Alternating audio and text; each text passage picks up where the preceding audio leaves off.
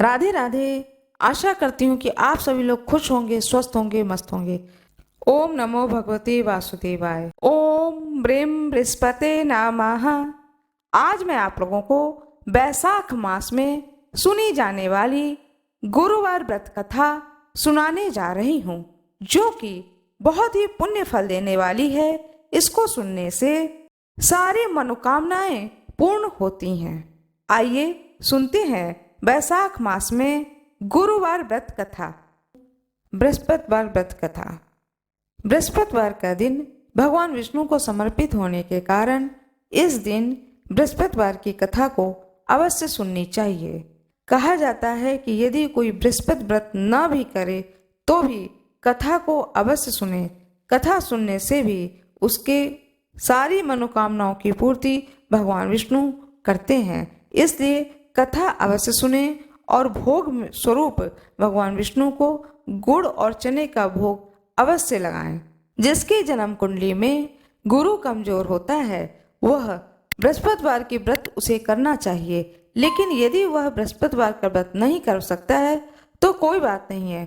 व्यक्ति को बृहस्पतिवार की कथा अवश्य सुननी चाहिए। हाथ में फूल और चावल ले लें। अब मैं आप लोगों को सुनाने जा रही हूँ बृहस्पतिवार की व्रत कथा। अथ श्री बृहस्पतिवार व्रत कथा। भारतवर्ष में एक प्रतापी और दानी राजा राज्य करता था। वह नित्य गरीबों और ब्राह्मणों की सहायता करता था। यह बात उसकी रानी को अच्छी नहीं लगती थी। वह न ही गरीबों को दान देती, न ही भगवान का पूजन करती थी और राजा को भी दान देने से मना किया करती थी। एक दिन राजा शिकार खेलने वन को गए हुए थे तो रानी महल में अकेले थी। उसी समय बृहस्पति देव साधु वेश में राजा के महल में भिक्षा लेने के लिए गए और भिक्षा मांगी। रानी ने भिक्षा देने से इनकार कर दिया और कहा, हे साधु महाराज, मैं तो दान पुण्य से तंग आ गई हूँ। मेरा पति सारा धन लुटाते रहते हैं। मेरी इच्छा है कि हमारा धन नष्ट हो जाए और फिर न रहेगा बांस न बजेगी बांसुरी। साधु ने कहा, हे देवी, तुम तो बड़ी विचित्र हो। धन संतान तो सभी चाहते हैं, पुत्र और लक्ष्मी तो पापी के घर भी होने चाहिए। यदि तुम्हारे पास अधिक है तो भूखों को भोजन दो, प्यासों के लिए प्याऊ बनवाओ, मुसाफिरों के लिए धर्मशाला खुलवाओ। जो निर्धन अपनी कुमारी कन्याओं का विवाह नहीं करा सकते हैं उनका विवाह करा दो। ऐसे और कई काम हैं जिनके करने से तुम्हारा यश लोक परलोक में फैलेगा। परंतु रानी पर उपदेश का कोई प्रभाव ना पड़ा। वह बोली, महाराज, आप मुझे कुछ न समझाएं। मैं ऐसा धन नहीं चाहती जो हर जगह बांटती फिरूं। साधु ने उत्तर दिया कि यदि तुम्हारी ऐसी इच्छा है तो तथास्तु। तुम ऐसा करना कि बृहस्पतिवार को घर लीपकर पीली मिट्टी से अपना सिर धोकर स्नान करना, भट्टी पर चढ़ाकर कपड़े धोना। ऐसा करने से आपका सारा धन नष्ट हो जाएगा। इतना कहकर वह साधु महाराज वहां से आलोप हो गए। साधु के अनुसार कही बातों को पूरा करते हुए रानी को केवल 3 बृहस्पतिवार ही बीते थे कि उसकी समस्त धन संपत्ति नष्ट हो गई। भोजन के लिए राजा का परिवार तरसने लगा। तब एक दिन राजा ने रानी से बोला कि हे रानी, तुम यहीं रहो, मैं दूसरे देश को जाता हूँ, क्योंकि यहाँ पर सभी लोग मुझे जानते हैं, इसलिए मैं कोई छोटा कार्य नहीं कर सकता। ऐसा कहकर राजा परदेश को चला गया। वहां वह जंगल में लकड़ी काट कर लाता, शहर में बेचता। इस तरह वह अपना जीवन व्यतीत करने लगा। इधर राजा के परदेश जाते ही रानी और दासी दुखी रहने लगी। एक बार जब रानी और दासी को 7 दिन तक बिना भोजन के रहना पड़ा तो रानी ने अपनी दासी से कहा, हे दासी, पास ही के नगर में मेरी बहन रहती है, वह बड़ी धनवान है, तू उसके पास जा और कुछ ले आ ताकि थोड़ी बहुत गुजर बसर हो जाए। दासी रानी की बहन के पास गई। उस दिन गुरुवार था। रानी की बहन उस समय बृहस्पतिवार की कथा को सुन रही थी। दासी ने रानी की बहन को अपनी रानी का संदेश दिया, लेकिन रानी की बड़ी बहन ने कोई उत्तर नहीं दिया। जब दासी को रानी की बहन से कोई उत्तर नहीं मिला तो वह बहुत दुखी हुई। उसे क्रोध भी आया। दासी ने वापस आकर रानी को सारी बात बता दी। सुनकर रानी ने अपने भाग्य को कोसा। उधर रानी की बहन ने सोचा कि मेरी बहन की दासी आई थी, परंतु मैंने उससे नहीं बोली, इससे वह बहुत दुखी हुई होगी। कथा सुनकर पूजन समाप्त करके वह अपनी बहन के घर आई और कहने लगी, हे बहन, मैं बृहस्पतिवार का व्रत कर रही थी। तुम्हारी दासी मेरे घर आई थी, परंतु जब तक कथा होती है तब तक न उठते हैं न ही बोलते हैं, इसलिए मैं नहीं बोली।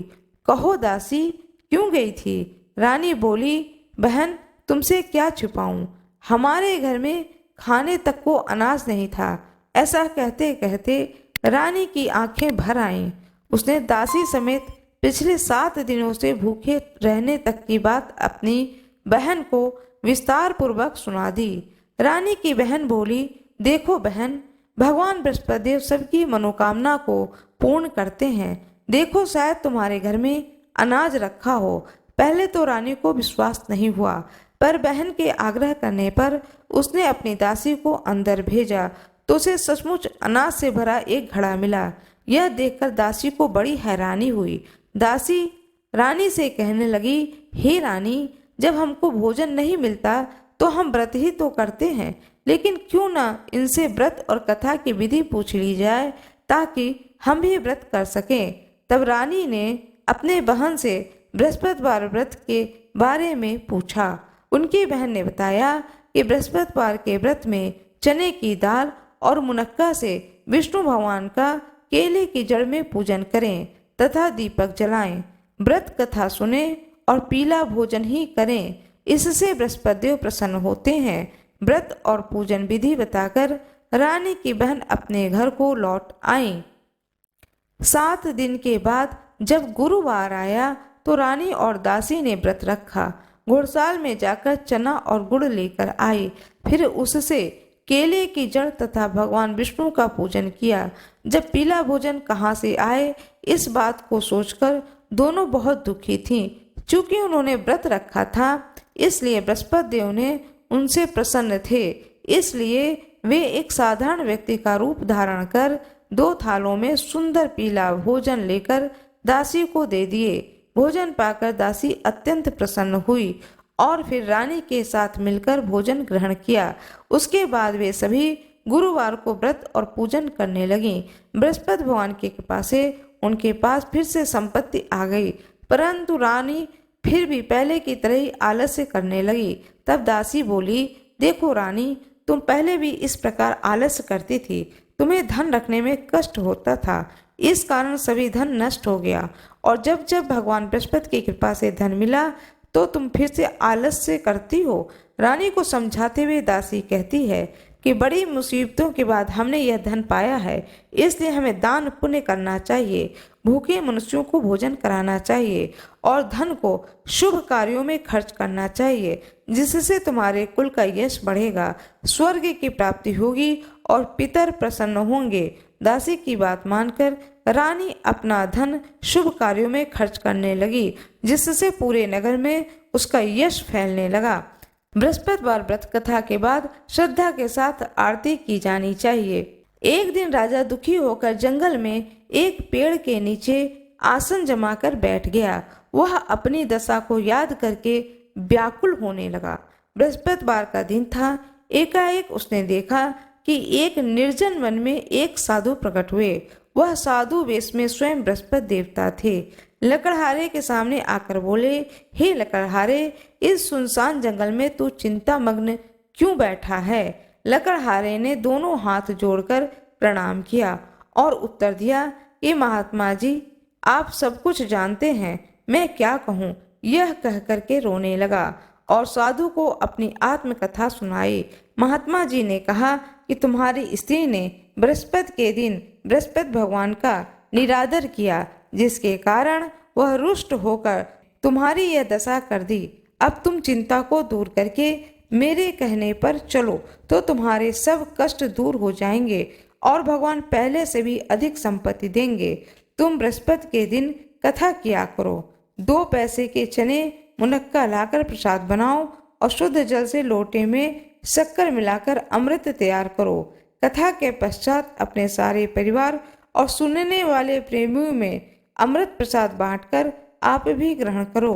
ऐसा करने से भगवान सब मनोकामनाएं पूरी करेंगे। साधु के ऐसे वचन सुनकर लकड़हारा बोला, हे प्रभु, मुझे लकड़ी बेचकर इतना पैसा नहीं मिलता है जिससे भोजन के उपरांत कुछ बचा सकूं। मैंने रात्रि में अपनी स्त्री को व्याकुल देखा है। मेरे पास कुछ भी नहीं है जिससे मैं उसकी खबर मंगा सकूं। साधु ने कहा, हे लकड़हारे, तुम किसी बात की चिंता मत करो। बृहस्पति के दिन तुम रोजाना की तरह लकड़ियां लेकर शहर को जाओ। तुमको रोज से दुगना धन प्राप्त होगा, जिससे तुम भली भांति भोजन कर लोगे तथा बृहस्पति देव की पूजा का सामान भी आ जाएगा। इतना कहकर साधु अंतर्ध्यान हो गए। धीरे धीरे समय व्यतीत होने पर वही बृहस्पतिवार का दिन आया। लकड़हारा जंगल से लकड़ी काटकर किसी शहर में बेचने गया। उसे उस दिन और दिन से अधिक पैसा मिला। राजा ने चना गुड़ आदि लाकर गुरुवार का व्रत किया। उस दिन से उसके सभी क्लेश दूर हुए। परंतु जब दोबारा गुरुवार का दिन आया तो बृहस्पतिवार का व्रत करना भूल गया। इसलिए बृहस्पति भगवान नाराज हो गए। उस दिन उस नगर के राजा ने विशाल यज्ञ का आयोजन किया तथा शहर में यह घोषणा करा दी कि कोई भी मनुष्य अपने घर में भोजन न बनावे, न आग जलावे। समस्त जनता मेरे यहाँ भोजन करने आवे। इस आज्ञा को जो न मानेगा उसे फांसी की सजा दी जाएगी। इस तरह की घोषणा संपूर्ण नगर में करवा दी गई।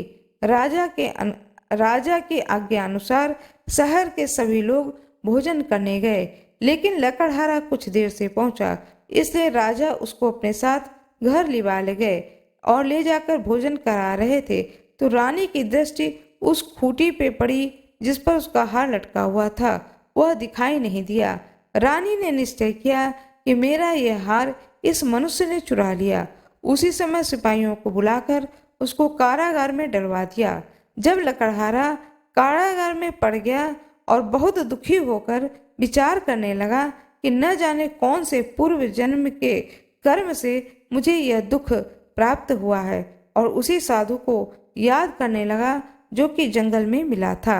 उसी समय तत्काल बृहस्पति देव साधु के रूप में प्रकट हुए और उसकी दशा को कहने लगे, अरे मूर्ख, तूने बृहस्पति देव की कथा नहीं करी, इस कारण तुझे यह दुख प्राप्त हुआ। अब चिंता मत कर। बृहस्पतिवार के दिन कारागार के दरवाजे पर 4 पैसे पड़े मिलेंगे। उनसे तू बृहस्पति देव की पूजा करना, तभी तेरे सभी कष्ट दूर हो जाएंगे। बृहस्पति के दिन उसे 4 पैसे मिले। लकड़हारे ने कथा कही। उसी रात्रि को बृहस्पति देव ने उस नगर के राजा को स्वप्न में कहा, हे राजा, तूने जिस आदमी को कारागार में बंद कर दिया है वह निर्दोष है, वह राजा है, उसे छोड़ देना। रानी का हार उसी खूंटी पर लटका है। अगर तू ऐसा नहीं करेगा तो मैं तेरे राज्य को नष्ट कर दूंगा। इस तरह रात्रि के स्वप्न को देखकर राजा प्रातः काल उठा और खूंटी पर हार देख करके लकड़हारे को बुलाकर क्षमा मांगी तथा लकड़हारे को योग्य सुंदर वस्त्र आभूषण देकर विदा कर दिया। बृहस्पति देव के आज्ञा अनुसार लकड़हारा अपने नगर को चला। राजा जब अपने नगर के निकट पहुंचा तो उसे बड़ा ही आश्चर्य हुआ।